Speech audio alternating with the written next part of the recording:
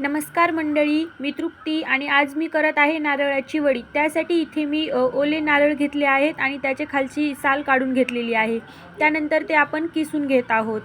ते खवून घेतलं किंवा मिक्सर वाटं काढलं तरीही चालणार आहे। पुढे मी ते मिक्सर वाटच काढलेलं होतं। आता आपला सगळा नारळाचा किस तयार आहे। त्यानंतर मी गूळ देखील असाच किसून घेतलेला होता। आता एका पातेल्यामध्ये 2 चमचे तूप घातलं आणि त्यावरती मी आपण तयार केलेला नारळाचा किस घातला आणि ते छान आता परतून घेत आहे। नारळामधलं सगळं पाणी सुकेपर्यंत आपण ते परतून घेणार आहोत। यासाठी आपण स्टीलचं जाड भांडं वापरलेलं आहे। जर आपली कढई पातळ असेल तर ते करपू शकतं, त्यामुळे इथे 3 वाटी नारळाच्या किसासाठी आपण 1.5 वाटी गूळ या प्रमाणात घातलेलं होतं आणि गूळ देखील आपण असं छान परतून घेत आहोत। त्या गूळ टाकल्यानंतर त्यामध्ये थोडंसं असं ओलसरपणा येतो, थोडं पातळ होतं ते सगळं पाणी आपल्याला आटून घ्यायचं आहे आणि त्यानंतर आपल्याला त्यामध्ये 1 वाटी दूध घालून घ्यायचं आहे। त्यानंतर दूध देखील आटेपर्यंत आपल्याला ते परतत राहायचं आहे।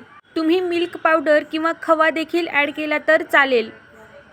हे मिश्रण आपल्याला सतत हलवत राहायचं आहे, नाहीतर ते लवकर करपू शकतं।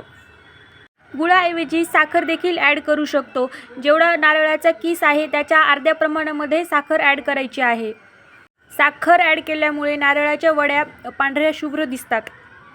आता या मिश्रणामध्ये आपण 2 चमचे विलायचीची पूड घातलेली आहे। ती आपण 2 चमचे साखर त्यामध्ये 4-5 विलायची दळून घेऊन बनवलेली आहे।